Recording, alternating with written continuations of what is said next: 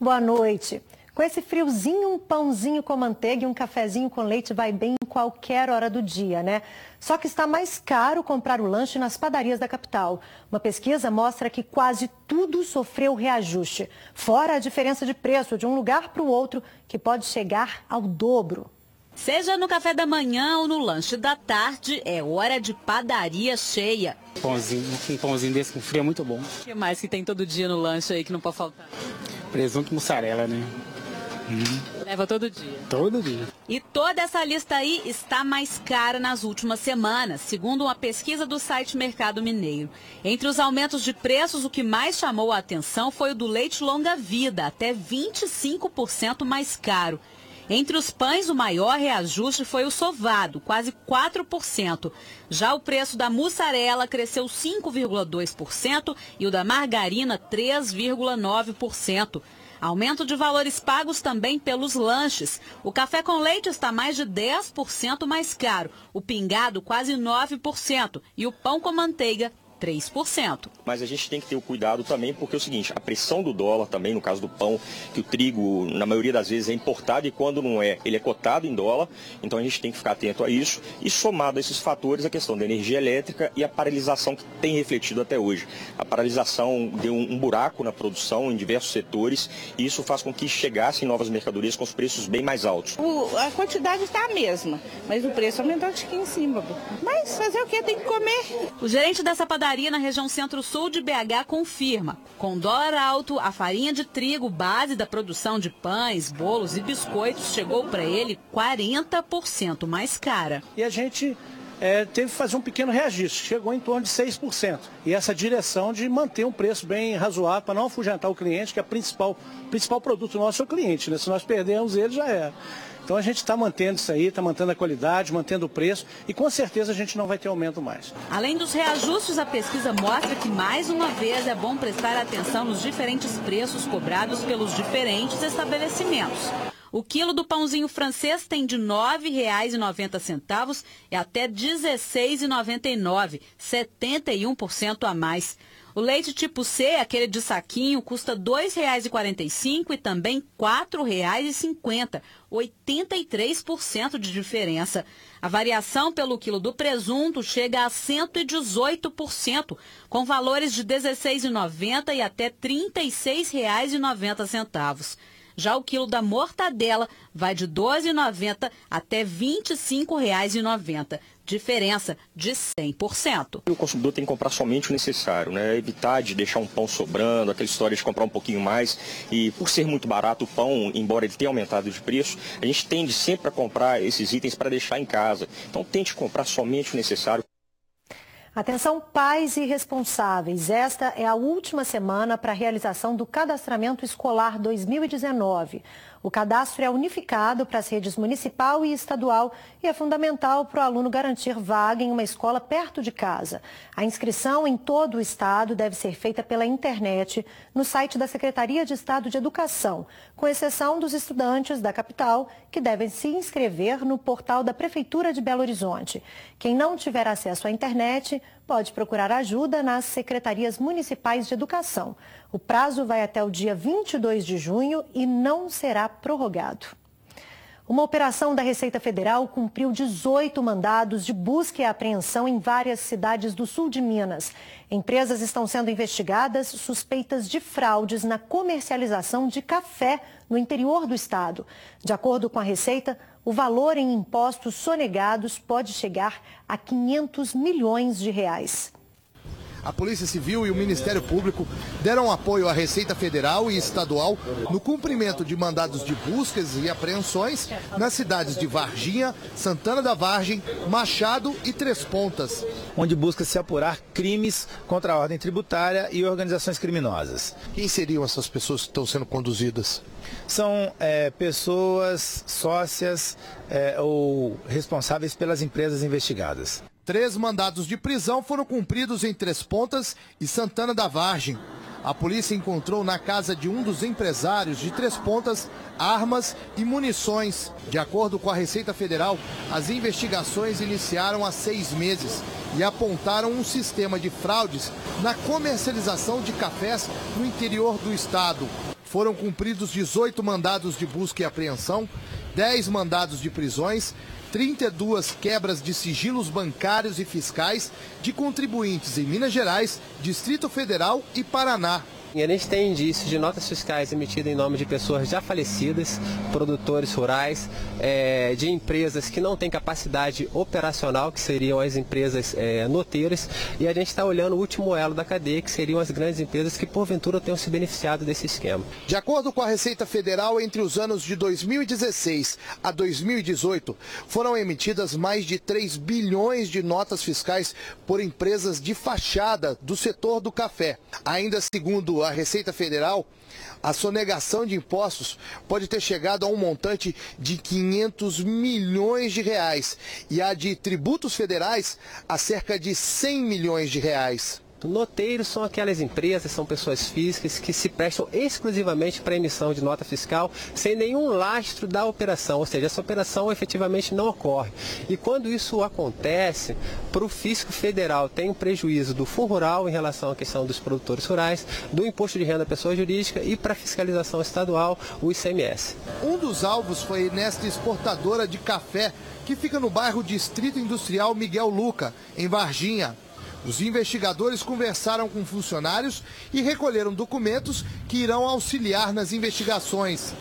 Quando fazemos esse tipo de operação, a gente combate uma concorrência desleal, porque as empresas que se beneficiam desse esquema, ela tem um preço mais agressivo e aquele empresário que cumpre com as suas obrigações, ele fica vulnerável a essas empresas. A Polícia Militar apreendeu mais de 8 mil maços de cigarros em shoppings populares no centro da capital. 2 pessoas foram presas por contrabando. A recepção da companhia da Polícia Militar ficou lotada. Foram apreendidos 855 pacotes de cigarros, que somam quase 9 mil maços. Os produtos estavam em 3 boxes em shoppings populares que ficam na região central da capital. 2 pessoas que, segundo a polícia, são os responsáveis pela carga foram presas. Romilda Alves da Silva, de 73 anos, que já tem passagem pela polícia, e Caliton Gomes de Souza, de 20. Eles não quiseram gravar entrevista. Esse material não tem nota fiscal, é isso? E era distribuído aqui mesmo na capital? É positivo. Há intermediários que pegam, né, dentro desses boxes, na região de shoppings populares, quantias menores. E aí eles ficam no meio dos populares, ali a região passa 1,5 milhão de pessoas no centro de Belo Horizonte por dia. Sempre ocorrem as operações em parceria com a Prefeitura de Belo Horizonte, com o setor de fiscalização, e apreendemos pequenas quantidades.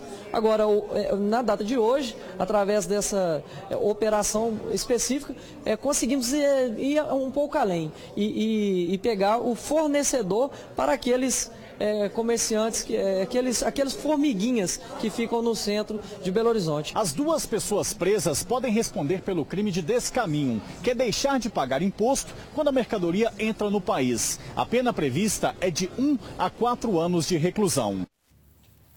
O governo do estado assinou hoje a concessão de 3 trechos de rodovias, a BR-135, a MG-231 e a LMG 754.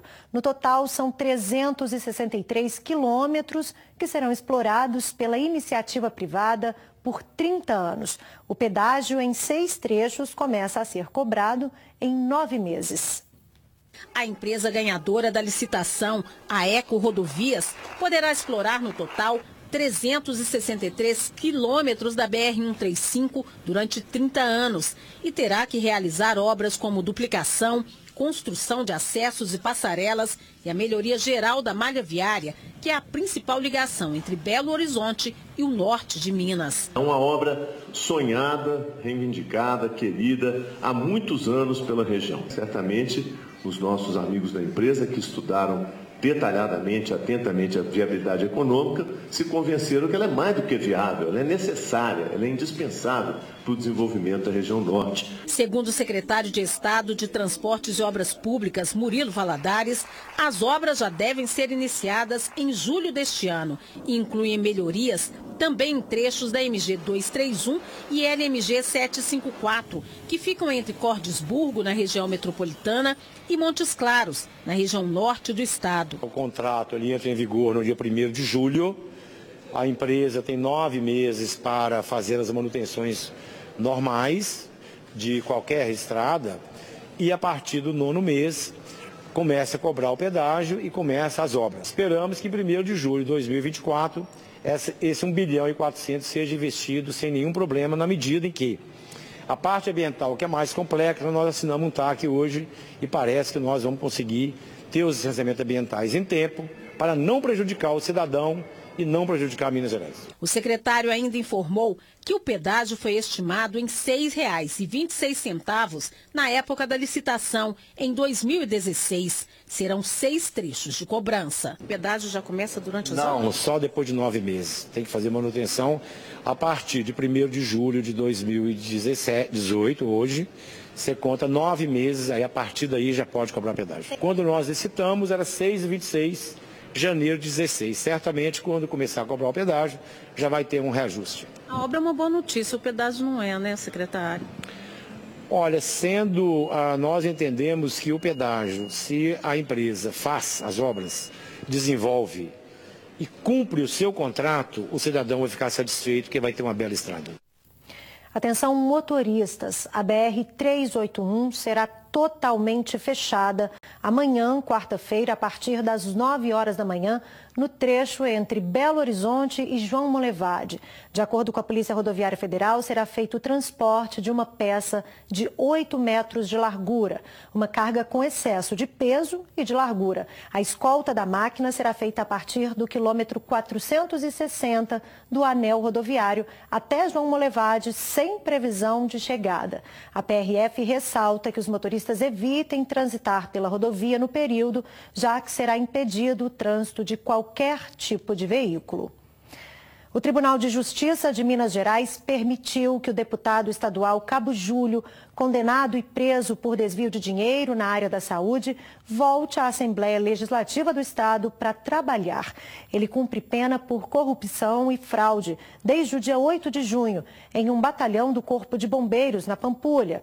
E durante o dia, vai poder propor e votar leis no Parlamento Mineiro. Depois que o Corpo de Bombeiros recebeu a notificação do Tribunal de Justiça de Minas Gerais, que autoriza o deputado estadual Cabo Júlio a trabalhar, ele veio no início da tarde desta terça-feira para o seu gabinete aqui na Assembleia Legislativa de Minas Gerais, onde vai cumprir expediente de 8 da manhã às 18 horas. Eu conversei com a assessoria de imprensa do parlamentar e fui informado de que ele iria fazer um pronunciamento na sessão ordinária, mas como não houve quórum, isso não foi possível. O Cabo Júlio cumpre pena desde o dia 8 de junho em um batalhão do Corpo de Bombeiros na Pampulha. O parlamentar teve a prisão determinada pela Justiça Federal em processo referente à Operação Sanguessuga, que em 2006 apurou o esquema de desvio de dinheiro público na compra de ambulâncias superfaturadas. Cabo Júlio foi condenado por corrupção passiva e fraude em licitação. 2 moradores de rua tentaram roubar fios de energia em uma rede subterrânea no centro de Belo Horizonte. O que eles não contavam é que a galeria estava cheia de água. Um deles foi salvo pela polícia depois de quase se afogar. Rua dos Tamoios com Guaranis. Foi neste ponto do hipercentro da capital que os 2 homens foram detidos. Segundo a PM, os andarilhos tentavam furtar fios da rede elétrica, só que subterrânea. Mas quando um dos andarilhos abriu a tampa da galeria da rede pluvial e desceu, encontrou a tubulação cheia de água e quase se afogou. A polícia foi chamada e precisou salvar a vida do Carlos, que estava lá dentro. Ele e o outro Carlos, que estava aqui do lado de fora vigiando a situação, acabaram presos e levados para a central de flagrantes. Carlos Roberto da Silva, de 40 anos, e Carlos André Cardoso dos Santos, de 38, não quiseram falar sobre a prisão. Com os suspeitos foram apreendidos um vergalhão que, segundo a PM, seria usado para puxar os fios e um serrote. A ação dos andarilhos foi arriscada e poderia terminar muito mal se eles conseguissem cortar a fiação em contato com a água. Havia risco, sim, se ele começasse a cortar a partir de algum fio energizado, né? Por ter a situação de haver muita água lá, ele poderia ser eletrocutado. Rônio tem uma banca de revistas na região, onde os moradores de rua tentavam furtar fios nessa madrugada. Ele conta que já foi vítima do problema há cerca de 2 meses. Você chegou aqui e encontrou sem energia? Sem energia e sem um pedaço de fio daqui até lá. Tô vendo sempre no noticiário que sempre tá roubando, principalmente sinal assim, ó, que é um perigo, né? Sinal assim que pode até provocar acidente, né? Um levantamento da BH Trans aponta que todos os dias cerca de 400 metros de cabos que alimentam semáforos de Belo Horizonte são furtados. A média é de 2,8 quilômetros de cabos por semana. O resultado é uma grande quantidade de sinais desligados, já que a capacidade de reposição da empresa, conforme contrato de prestação de serviços, é de 1 quilômetro por mês. O crime contra o patrimônio é de menor potencial ofensivo, o que faz com que os ladrões de fios entrem e saiam das centrais de flagrantes com muita facilidade. Geralmente esse pessoal revende nesse material no depósito próximo ali, né? A pessoa que compra esse tipo de material também comete crime. Também, né, comete a receptação, né? Pela oferta, né, pelo valor do mercado, do material, de mercado do material ali, a pessoa já entende que é um produto fruto de uma ação criminosa, né? Então ele deveria não comprar esse tipo de material. Os 2 homens foram liberados por falta de provas, mas a Polícia Civil continua apurando o caso. Uma tentativa de assalto acabou mal para um adolescente em Governador Valadares. Ele estava de revólver na mão, ameaçando a vendedora de uma joalheria quando foi impedido de cometer o crime por um policial civil à paisana. O crime foi filmado pelas câmeras de segurança do local. Logo pela manhã, um indivíduo entrou numa loja uma relojoaria lá no mercado e abordou anunciando a funcionária que tratava-se de um assalto. Ele estava com uma arma em punho e pediu que a funcionária colocasse toda a mercadoria, todas as joias dentro de uma sacola. A funcionária, com muita tranquilidade, começou a colocar as joias dentro dessa sacola e aí o proprietário dessa loja apareceu, nós temos as imagens gravadas, né? Ele aparece naquele cenário, mas também com muita tranquilidade, ele consegue sair bem disfarçadamente do local e aciona alguém que está dentro do escritório, quando de repente, para nossa surpresa, e sai um policial civil, porque esse policial civil é sogro do dono da loja, ele sai já ao encalço dessa pessoa e consegue lograr êxito em prendê-lo logo metros depois ali, mais precisamente no Beco Guanabara. 10 pessoas foram detidas, suspeitas de incendiarem um ônibus em Timóteo, no Vale do Aço. Segundo a polícia, um adolescente de 17 anos disse que o crime foi encomendado por um detento de Caratinga. Os presos da unidade estariam proibidos de receber comida e mantimentos levados pelos familiares. A polícia vai investigar a versão contada por este menor. O crime aconteceu no último domingo, quando homens encapuzados e armados invadiram o veículo, roubaram o cobrador e o motorista e, em seguida, colocaram fogo nas poltronas. Em Ipaba, também no Vale do Aço, onde 2 ônibus do transporte coletivo foram queimados dentro da garagem, nenhum suspeito do ataque foi preso. O inverno só começa na quinta-feira, dia 21, mas a sensação térmica já dá boas-vindas à estação, ao menos aqui na região metropolitana. Veja agora como fica o tempo amanhã, quarta-feira, em todo o estado.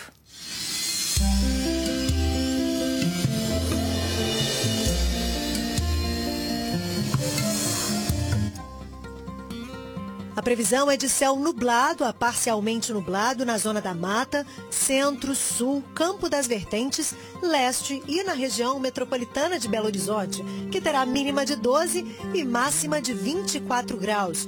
Os termômetros vão de 17 a 19 em Almenara, oscilam de 13 a 21 em Ouro Preto, marcam mínima de 15 e máxima de 24 em Paracatu. E em Teófilo Otoni, mínima de 16 e máxima de 23 graus. A obra de uma creche no bairro Morro da Cruz, em Sabará, região metropolitana da capital, está abandonada. De acordo com os moradores, a unidade de ensino começou a ser construída na gestão passada e até hoje o que tem por lá é promessa e muita poeira. Nós estamos entrando aqui agora num terreno, numa área onde seria construída uma enorme creche para atender as crianças aqui da região.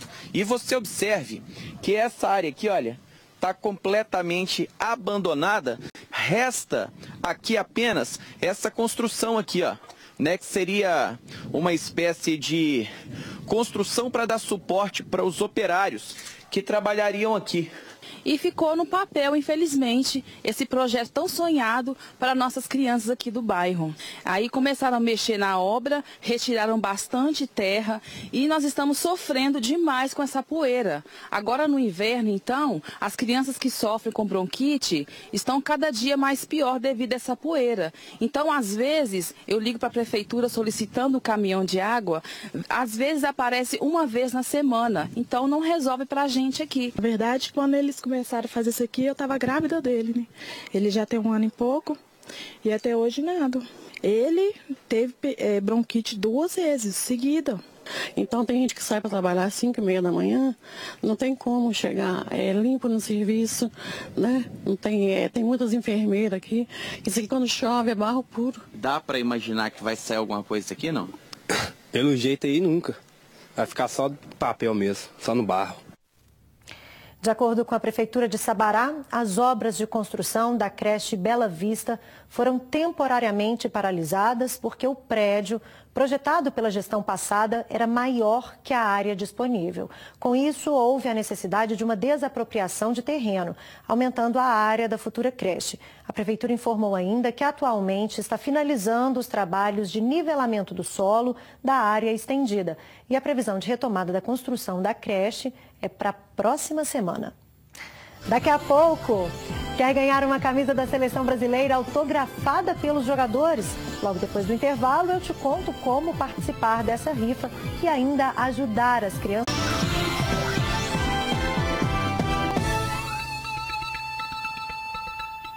O Hospital da Baleia, que é referência no tratamento de crianças com câncer, está com uma campanha muito legal. Você ajuda o hospital e ainda concorre a uma camisa da Seleção Brasileira autografada pelos jogadores. Quer saber como? Veja na reportagem de Fernanda Pena. Há 8 meses, Sara foi diagnosticada com leucemia. Desde então, a menina de 7 anos e a mãe, que se mudaram de Diamantina para Belo Horizonte, passam muitos dias no setor de oncologia pediátrica do hospital. Lugar que Sara tem como uma segunda casa e deu até um apelido para a ala 6, lugar de brincar. Rua 6. Eu brinco. Com o quê? É legal. E aqui não tem como os meninos ficar tristes, nem a gente ficar triste também, né? Porque o pessoal que eles acolhem a gente aqui. Então, sim, a gente acaba se tornando uma família mesmo. Referência no tratamento do câncer infantil, o Hospital da Baleia realizou no ano passado mais de 11 mil atendimentos pediátricos, 80% pelo SUS. Agora, a instituição filantrópica abriu uma campanha para revitalizar o CTI infantil. A gente precisa fazer uma intervenção grande no CTI pediátrico, que vai desde pintura até infraestrutura mesmo. Então, qualquer recurso ele vai ser utilizado com base no que a gente conseguir. Para levantar recursos, uma camisa da seleção Canarinho, autografada pelos craques brasileiros, será rifada.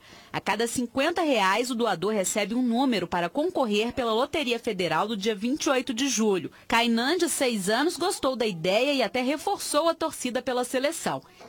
Neymar. Neymar vai fazer gol? É. Ele e o pai deixaram o governador Valadares há 1 ano e 2 meses para tratar a leucemia. Porque meu filho mesmo, né, já tem 1 ano e 2 meses que está aqui fazendo tratamento e graças a Deus a atenção dos médicos e da equipe toda é um espetáculo, é campeão mesmo, essa é hexa, tá? Para participar da campanha, basta acessar o site amigosdobaleia.org.br. O JA fica por aqui, eu estou de volta amanhã. Boa noite para você e até lá. Tchau!